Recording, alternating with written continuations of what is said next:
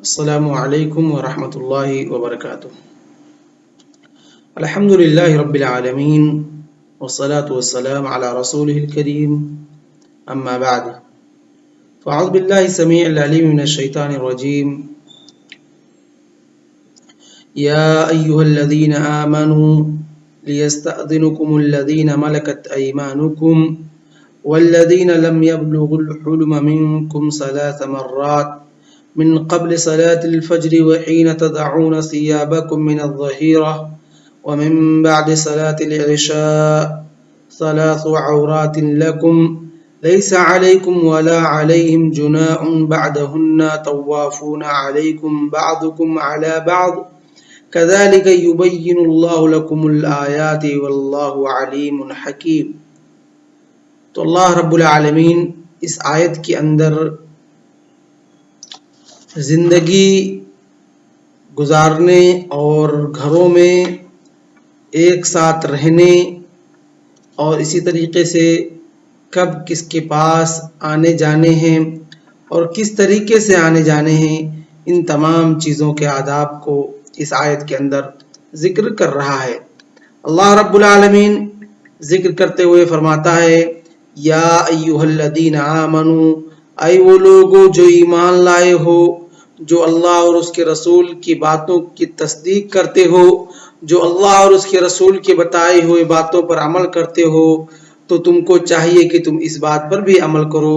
تم کو چاہیے کہ تم یہ طریقہ جو اللہ کے رسول اللہ رب العالمین اور یہ ادب جو اللہ رب العالمین تم کو بتلا رہا ہے، تم اپنی زندگیوں کے اندر اس کو نافذ کرو، جس سے تمہاری زندگی اور خوشگوار، جس سے تمہاری زندگی اور امن والی ہوگی۔ وہ کیا ہے؟ لیستأذنکم الذین ملکت ایمانکم، تمہارے جو غلام ہیں، تمہارے جو باندیاں ہیں، تمہاری جو لونڈیاں ہیں، وہ تم سے اجازت طلب کرے۔ لیستأذنکم، چاہیے کہ تم سے اجازت طلب کریں، الذین، وہ لوگ، ملکت ایمانکم، جن کے تمہارے ہاتھ مالک ہیں، یعنی جن کے تم مالک ہو، جو تمہارے ماتحت، جو تمہارے انڈر، تمہارے غلام ہیں، تمہارے عبید ہیں، تمہاری لونڈیاں ہیں، تمہاری باندیاں ہیں، ان کو چاہیے کہ وہ اجازت طلب کریں۔ اور اسی طریقے سے والذین لم یبلغوا الحلم منکم، اور اسی طریقے سے تمہارے وہ اطفال، احرار، اور وہ آزاد بچے جو کہ ابھی سن بلوغت تک نہیں پہنچے ہیں، جو کہ سن بلوغت سے دون ہیں، ان کو بھی چاہیے کہ وہ اجازت طلب کریں۔ کہاں پہ؟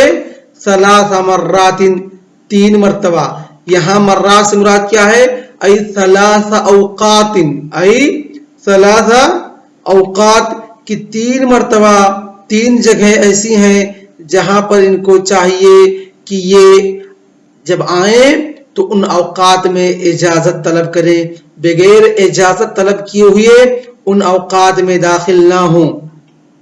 ثلاث مرات سے مراد کیا ہے؟ یعنی 3 مرتبہ نہیں مراد یہاں پر، بلکہ 3 اوقات مراد ہیں کہ 3 اوقات میں تمہیں آنے ہیں، اور اس 3 اوقات میں جب تم آؤ تو کیا کرو؟ اجازت طلب کرو۔ کیوں؟ کیونکہ یہ عورت کے یعنی پردے کے وقت ہوتے ہیں، یہ پردہ کا وقت ہوتا ہے۔ اس وقت میں آدمی ایسی حالت میں ہوتا ہے جو وہ اس بات کو ناپسند کرتا ہے کہ اس کے میاں بیوی کے علاوہ کوئی دوسرا اس حالت کو دیکھے یا اس حالت پر مطلع ہو، تو اس لیے وہ پردے کی حالت ہوتے ہیں۔ تو انسان کو چاہیے کہ ایسے وقت میں بغیر اجازت طلب کیے ہوئے داخل نہ ہوں، یعنی گرچہ وہ تمہارے غلام، تمہارے ساتھ رہنے والے ہوں، تمہاری باندیاں جو کہ ہمیشہ تمہارے ساتھ رہنے والے ہوں، تمہارے آزاد بچے جو کہ ہمیشہ تمہارے ساتھ رہنے والے ہوں، تو کیا ہے؟ ان کو چاہیے کہ جب تمہارے گھر پہ آئیں تو ان کو کیا ہونا چاہیے؟ اجازت طلب کریں، کیونکہ یہ 3 اوقات ایسے ہیں جس میں انسان اکثر اپنی بیوی کے پاس ہوتا ہے، جس میں انسان اکثر اپنی بیوی کے پاس ہوتا ہے۔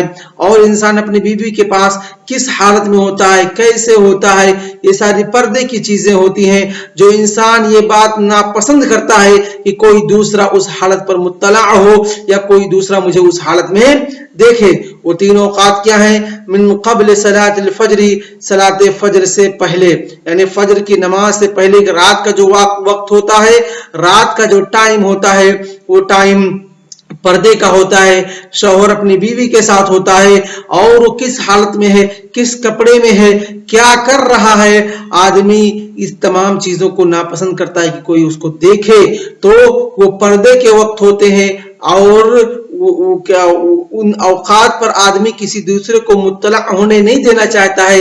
تو اللہ رب العالمین نے کہا ہے لوگوں، اگر تم اپنی زندگیوں کو خوشگوار اور اپنی زندگیوں کو اور آرام دہ اور اپنی زندگیوں کو سکون اور امن والا بنانا چاہتے ہو تو جب تم ان اوقات پر آؤ تو فجر سے پہلے تو اس وقت اجازت طلب کر لیا کرو، یعنی دخول کا، کہ کیا میں داخل ہو سکتا ہوں؟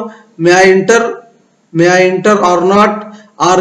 are you given me permission to enter or not? کہ کیا میں داخل ہو سکتا ہوں؟ کیا آپ مجھے داخل ہونے کی اجازت دے رہے ہیں کہ نہیں؟ یا I am given permission to enter or not. اس کے بعد دوسرا وقت کیا ہے؟ وَحِينَ تَضَعُونَ ثِيَابَكُم مِّنَ الظَّهِيرَةِ، اور جب تم دوپہر کے وقت اپنے کپڑے کو اتارے ہوئے ہو، تو یعنی قیلولہ کے لیے انسان جب اپنی بیوی کے پاس اپنے روم میں ہوتا ہے اور اپنے کپڑے کو اتارے ہوئے ہوتا ہے، اب وہ پتہ نہیں کس حالت میں ہے، تو اس وقت بھی انسان کو چاہیے کہ جب آئے تو اجازت طلب کرے، بغیر اجازت طلب کیے ہوئے داخل نہ ہو۔ وَمِن بَعْدِ صَلَاةِ الْعِشَاءِ، اور اسی طریقے سے کوئی عشاء کے بعد آئے تو بغیر اجازت طلب کیے ہوئے، کیونکہ وہ سونے کا وقت ہوتا ہے، ہر انسان سونے کی تیاری میں رہتا ہے، اپنے کپڑے کو اتار چکا ہوتا ہے، پتہ نہیں اپنی بیوی کے ساتھ کس کپڑے میں ہو، کیا نہ ہو۔ تو اسی وجہ سے کیا ہے، ان تین اوقات میں اللہ رب العالمین نے انسان کو کیا کہا ہے کہ ان کے گھروں میں رہنے والے جو ان کے احرار بچے ہیں، جو اطفال ہیں، اور اسی طریقے سے ان کے گھروں میں رہنے والے جو لونڈیاں ہیں، اور ان کے گھروں میں رہنے والے جو غلام ہیں، ان کے گھروں میں رہنے والے جو باندیاں ہیں، ان کو بھی چاہیے کہ وہ اجازت طلب کر کے ہی ان تین اوقات میں داخل ہوں۔ کیونکہ کیا کہا ہے اللہ رب العالمین نے؟ پھر فرمایا ثلاثۃ عورات لکم، یہ تین وقت کیا ہیں؟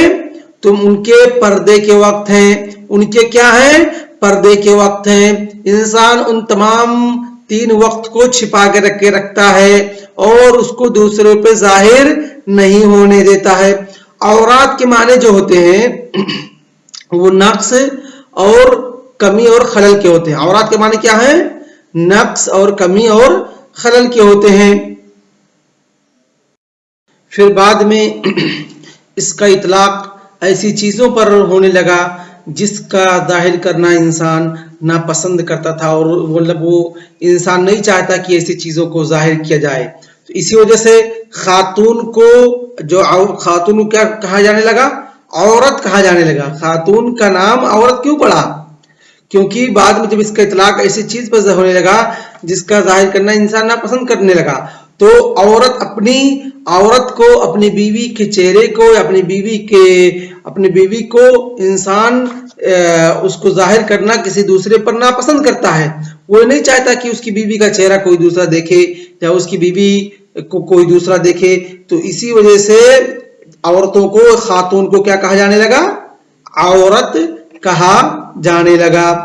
اس کے بعد اللہ رب العالمین فرماتا ہے لیس علیکم ولا علیہم جناح بعدہن، کہ ان کے علاوہ جو اوقات ہیں، اگر پھر وہ تمہارے احرار بچے اور تمہارے غلام اور باندیاں اور لونڈیاں اس کے علاوہ اوقات میں آتی جاتی ہے تو نہ ان کے اوپر کوئی گناہ ہے اور نہ تمہارے اوپر کوئی گناہ ہے۔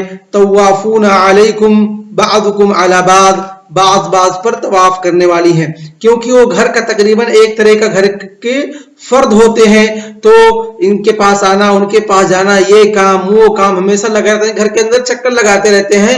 تو بظاہر جب انسان ایک ہی گھر کے اندر رہے گا تو ایک کی نظر دوسرے پر، اس کی نظر اس پر، تمام چیزوں پر پڑے گی۔ تو اس کے علاوہ جو اوقات ہیں وہ کیا ہیں؟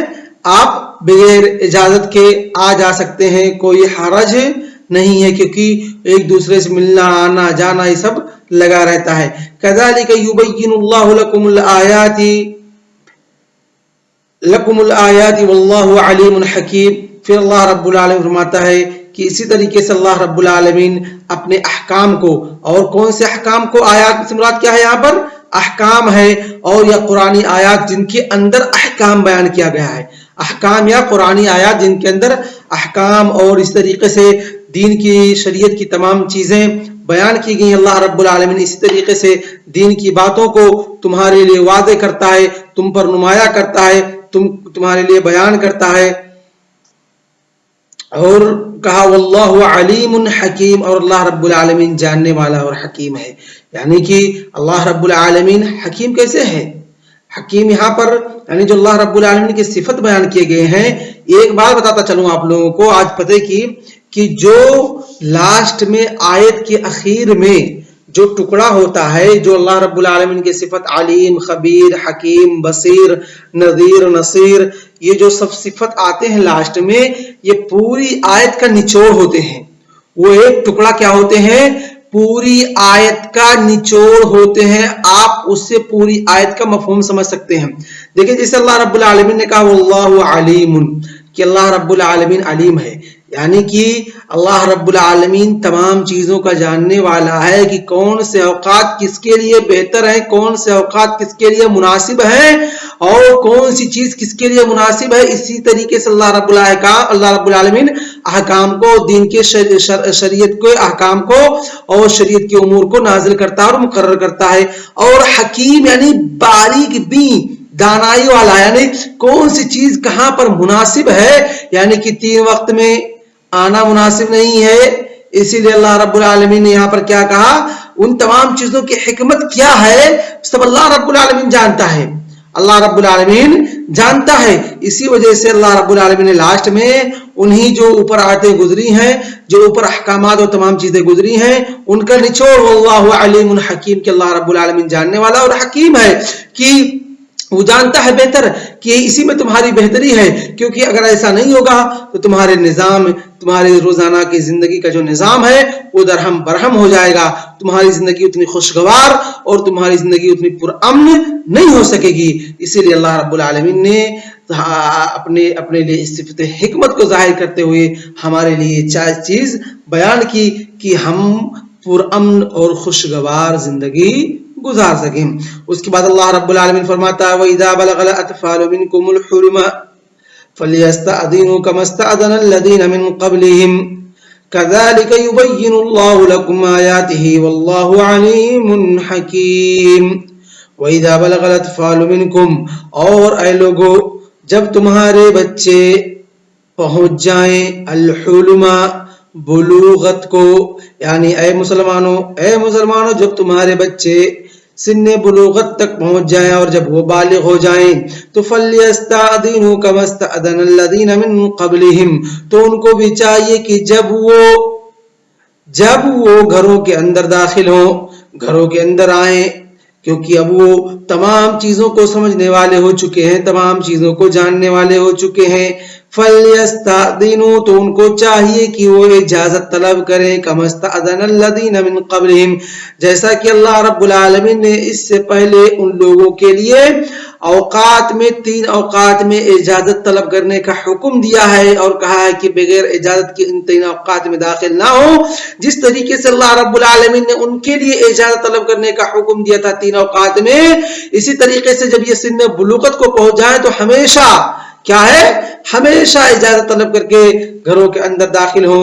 كَذَلِكَ يُبَيِّنُ اللَّهُ لَكُمْ آيَاتِهِ، اسی طریقے سے اللہ رب العالمین اپنے شریعت کے احکام کو تمہارے لیے واضح کرتا ہے، اپنے شریعت کے احکام کو تمہارے لیے واضح کرتا ہے.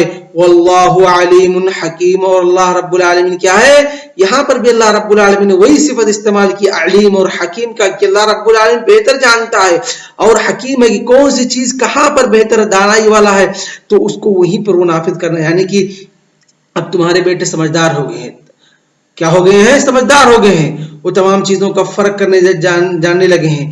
تو اب چاہیے کہ جب وہ گھروں کے اندر داخل ہوں تو اجازت طلب کر لیا کریں. کیا کر لیا کریں؟ اجازت طلب کر لیا کریں، تاکہ اگر کوئی کسی دوسری حالت میں ہو تو وہ متنبہ ہو جائے اور اپنی حالت کو درست کر لے۔ اس کے بعد اللہ رب العالمین فرماتا ہے والقواعد من النساء اللاتي لا يرجون نکاحا فليس عليهن جناح ان يضعن ثيابهن غير متبرجات بزینہ وان يستعففن خير لهن والله سميع عليم۔ اور والقواعد من النساء، اور عورتوں میں سے وہ عورتیں جو بیٹھ چکی ہیں، مطلب جو بڈھی ہو چکی ہیں، جو عجوزہ ہیں، والقواعد من النساء، اور عورتوں میں سے جو بیٹھی ہوئی ہیں یعنی کہ جو بوڑھی ہو چکی ہیں، جو کہ عاجزہ ہو چکی ہیں، التی لا یرجون نکاحا، جن کو نکاح یعنی جماع کی اور عورتوں مردوں کے اندر شادی کیا مردوں کو دیکھ کر کسی طریقے سے کوئی خواہش اور شادی کی خواہشات یا جماع کی خواہشات یا اسی طریقے سے اور تمام چیزیں جن کے دلوں کے اندر خیال نہ آتے ہوں، یعنی تمام چیزوں کے خیالات جا چکے ہوں، مر چکے ہوں، فلیس علیہن جناح، تو ایسے عورتوں پر کوئی حرج نہیں ہے، ان یضعن ثیابہن، کہ وہ اپنے کپڑے کو اتار دیں۔ یہاں کپڑے سے اتارنے سے مراد کیا ہے؟ یہاں کپڑے سے اتارنے سے مراد وہ کپڑا یا وہ چادر ہے جو عورت اپنے اوپر، اپنے سر کے اوپر یا اپنے جسم کے اوپر لپیٹ کر کے رکھتی ہے اور رکھتی ہے اپنے نصیب و فراز کو اور تمام چیزوں کو ظاہر نہ ہونے کے لیے، کہ وہ تمام چیزیں ظاہر نہ ہوں، تو وہ کپڑے مراد ہیں۔ حقیقی جو کپڑا انسان جسم، جن کپڑے سے انسان جسم ڈھکتا ہے وہ کپڑا مراد نہیں ہے کہ اپنے کپڑے کو اتار پھینک دیں ننگے رہیں، بالکل یہ معنی نہیں، بلکہ وہ کپڑا مراد ہے جو عورتیں اپنے کپڑے کے اوپر اپنے سر کو ڈھکنے کے لیے اور اپنے جسم کو، اپنے سینے کو اور تمام اعضاء کو ڈھکنے کے لیے اوپر سے چادر وغیرہ لپیٹتی ہیں، برقع وغیرہ لپیٹتی تھی، یعنی وہ عورتیں اب اس چادر کو یا اس برقعے وغیرہ کو نہیں لیں گی، نہیں اپنے اوپر رکھیں گی اور ایسے رہیں گی گھروں کے اندر، لوگ آتے جاتے رہیں گے تب بھی ان کے اوپر کوئی حرج نہیں ہے، کیونکہ اب جو علت ہو سکتی تھی یا جو سبب ہو سکتی تھی کہ لوگوں کو برائی کی طرف لے کر کے جائے، اب عورتوں کے تحت سے وہ، عورتوں کے اندر سے وہ سبب یا وہ علت ختم ہو چکی، وہ آئسہ ہو چکی ہیں، وہ قواعدہ ہو چکی ہیں، عاجزہ ہو چکی ہیں، ان کے دلوں کے اندر شادی بیاہ اور جماع کی کوئی خواہش باقی نہیں رہی ہے، تو ایسی عورتوں کے لیے جائز ہے، اللہ رب العالمین نے کہہ دیا کہ وہ عورتیں اپنے اوپر والے چادر کو ہٹا سکتی ہیں، بغیر چادر کے بھی بیٹھ سکتی ہیں، رہ سکتی ہیں گھروں کے اندر، چاہے ان کے بعد غلام آئے، چاہے لونڈیاں آئے، چاہے کوئی بھی آئے جائے، کوئی حرج نہیں ہے۔ اس کے بعد کہا غیر متبرجات بزینت، لیکن اپنے زینت کو ظاہر کرنے والی نہ ہو، لیکن وہ اپنی زینت کو ظاہر کرنے والی نہ ہو، لیکن یعنی اگر کوئی عورت ہے ایسی جو کہ فل میک اپ یا فل ایٹیٹیوڈ اور مطلب ایسا ہو جانے کے باوجود، سب کچھ ختم ہو جانے کے باوجود اپنے آپ کو بنا سنگار کے رکھنا اور اپنے آپ کو تمام چیزوں سے مزین کر کے رکھنا، تو اگرچہ ایسا ہو چکی ہیں تو ان عورتوں کے لیے کیا ہے؟ پردہ رکھنا اور وہ نقاب اوڑھنا اور اپنے اوپر چادر رکھنا کیا ہوگا؟ ان کے اوپر ضروری ہوگا، کیونکہ اللہ رب العالمین نے کہا غیر متبرجات بزینت، کہ وہ اپنی زینت کو، اپنی